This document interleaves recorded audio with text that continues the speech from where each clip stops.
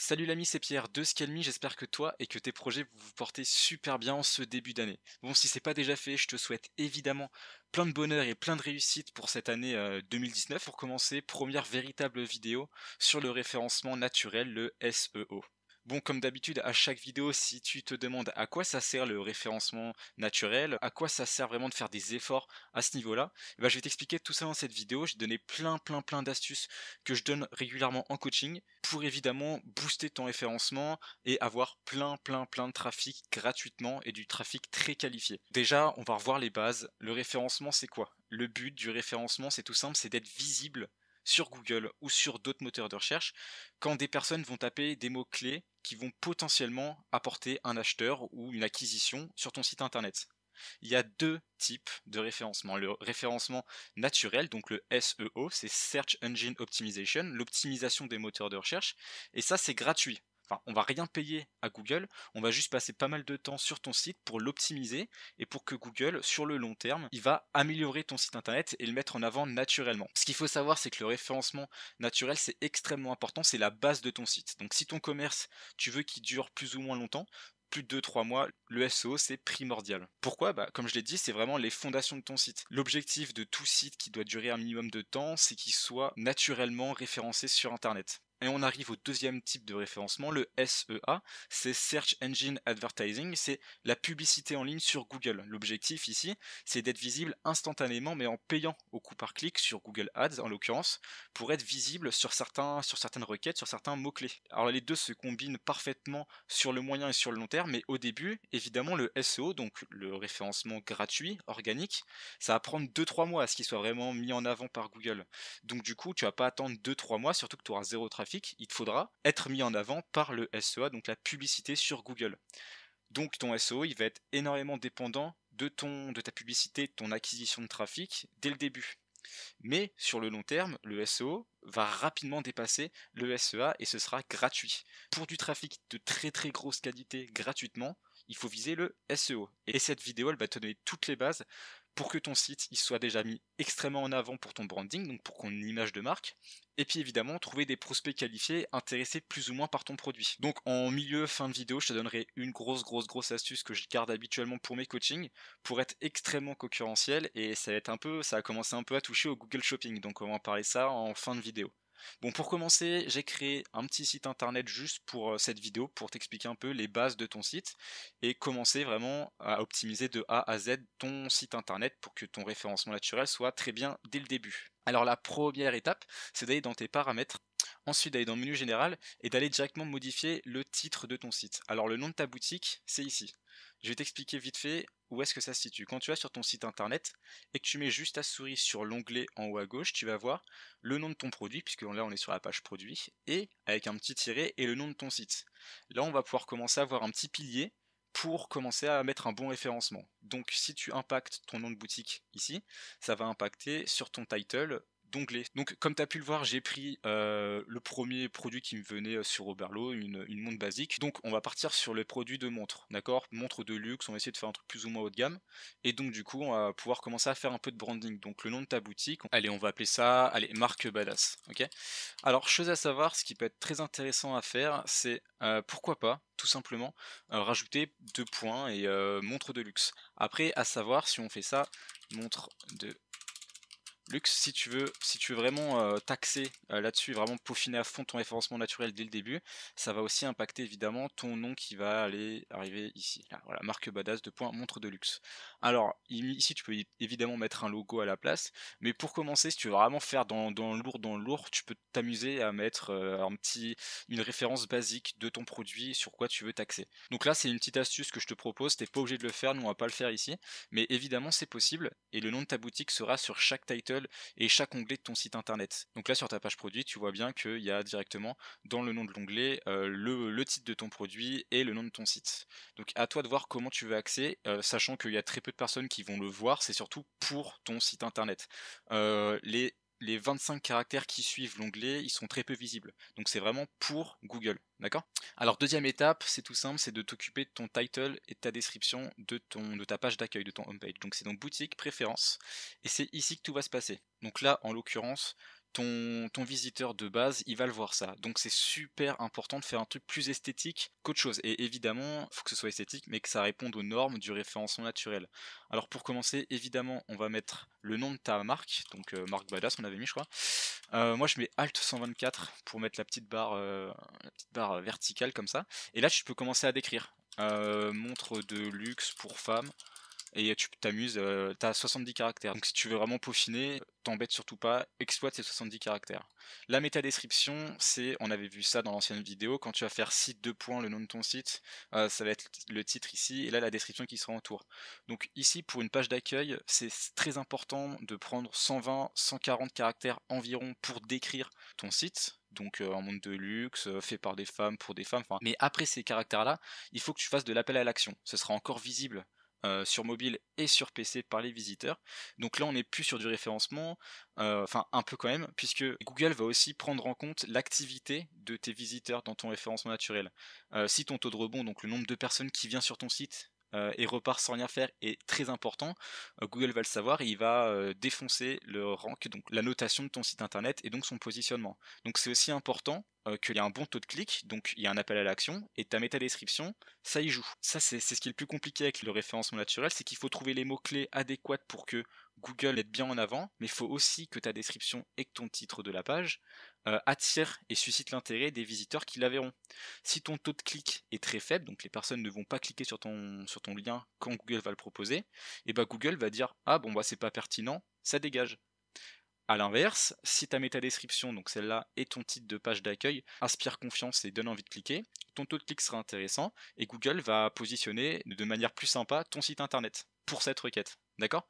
Donc c'est très important ta métadescription de jauger entre, on va dire, le putaclic et évidemment le contenu agréable pour Google pour qu'il puisse l'afficher. Là, c'était le point hein, vachement théorique et très pratique, mais extrêmement important à ne surtout pas négliger.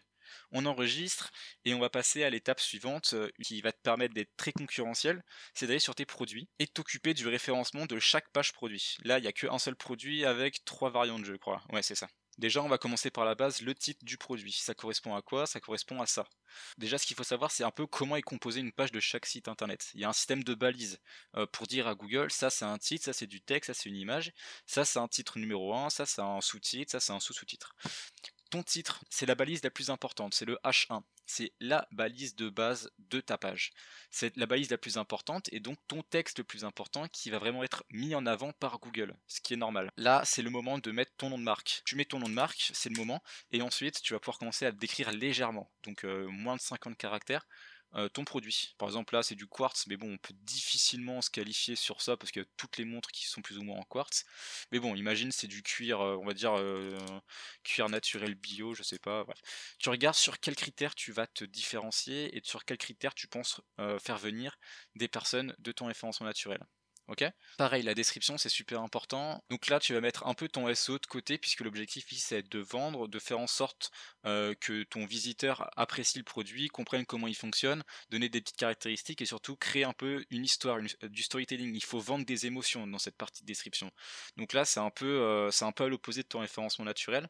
Alors, essaie quand même de poser quelques mots-clés intéressants dans ton storytelling et dans ta description, comme je sais pas moi, montre, le nom de ta marque et les deux trois mots-clés sur lesquels tu peux te positionner en fonction de ton produit.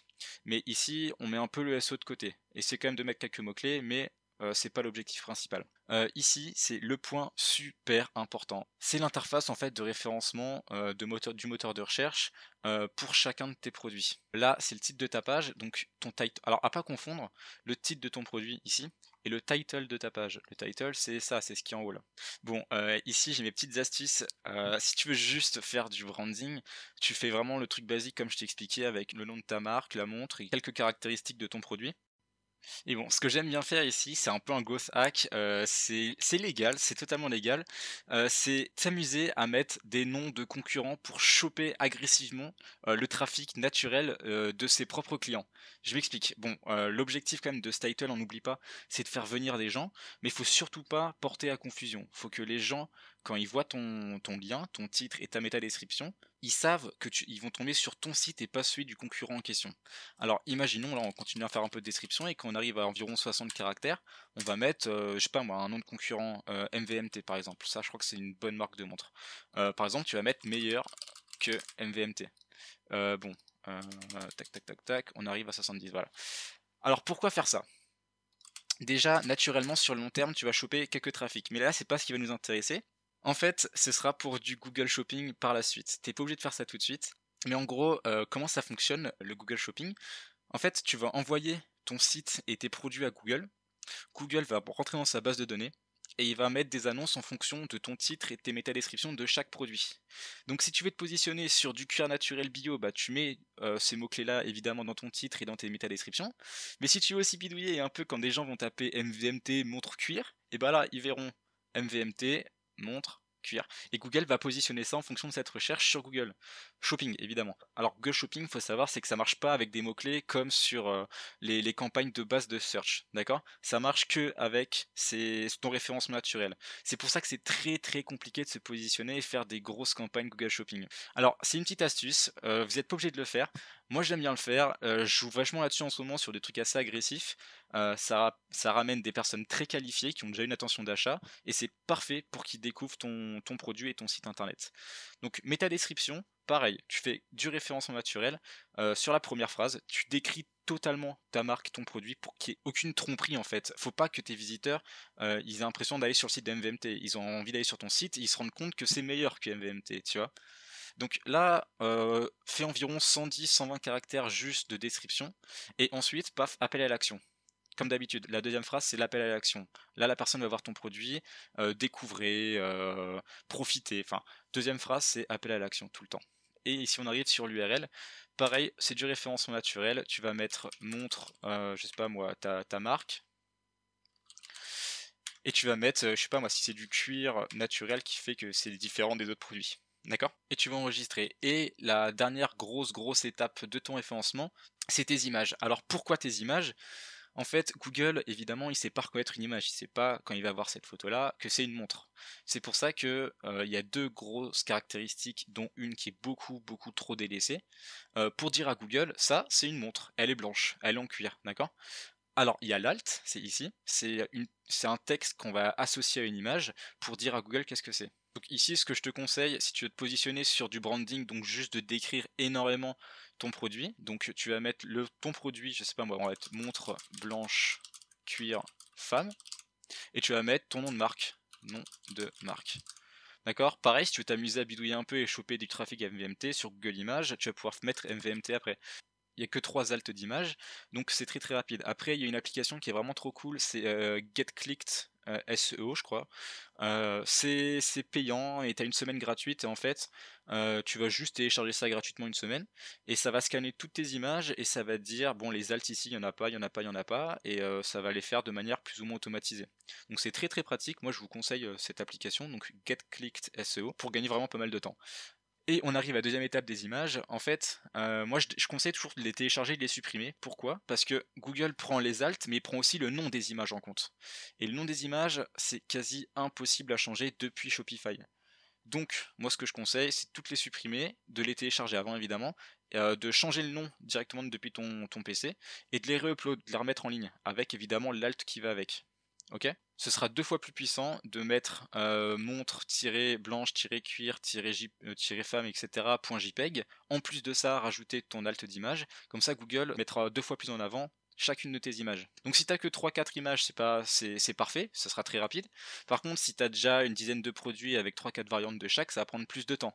Mais ça te permettra de te positionner sur le long terme. À toi de voir si tu penses que ton site vaut la peine de dépenser autant de temps sur chacun de tes produits sur le long terme. Dernière grosse astuce pour terminer sur le référencement naturel, et puis même sur ton taux de conversion, parce que là ça va aussi impliquer tout le reste, tes images, il faut qu'elles soient optimisées.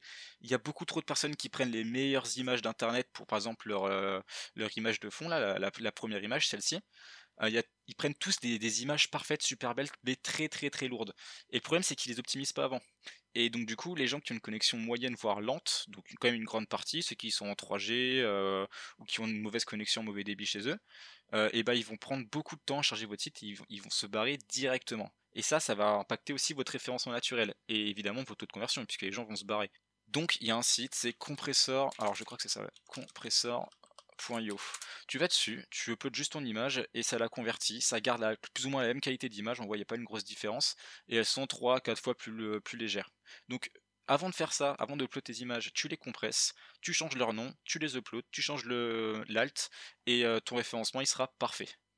À faire évidemment sur toutes les images de ton site. L'alt c'est pas que sur les pages produits, c'est vraiment partout, partout, partout. Bon, on a fait le tour pour vraiment les premiers pas, les bases du SEO, donc du référencement naturel dans cette vidéo. J'espère que ça t'a plu, que ça t'a intéressé. Mine de rien, il y avait quand même pas mal de contenu. Dans tous les cas, je tenais vraiment à tous vous remercier parce qu'on est vraiment de plus en plus nombreux. Là, on a atteint les 400, bientôt 500 abonnés sur la chaîne. L'objectif, pourquoi pas, les 1000 pour février. J'ai commencé, certains ont pu le voir et ils m'ont connu comme ça, à faire un peu de publicité à droite à gauche sur YouTube juste pour bidouiller, m'amuser un petit peu. Donc là, on commence vraiment à grandir. Hésite surtout pas, si c'est pas déjà fait évidemment, à rejoindre le groupe Facebook. J'ai d'ailleurs créé une page à cette effigie pour faire un peu de pub, donc hésite pas non plus à lâcher un petit commentaire sur cette page, ça fait plaisir. Dans tous les cas, si tu as des questions, toujours dans la partie commentaire de la vidéo, n'hésite pas à lâcher un like, à t'abonner évidemment si c'est pas déjà fait, active la cloche. On se retrouve sur le groupe Facebook, c'était Pierre de Scalmi, on se dit à la prochaine, bye.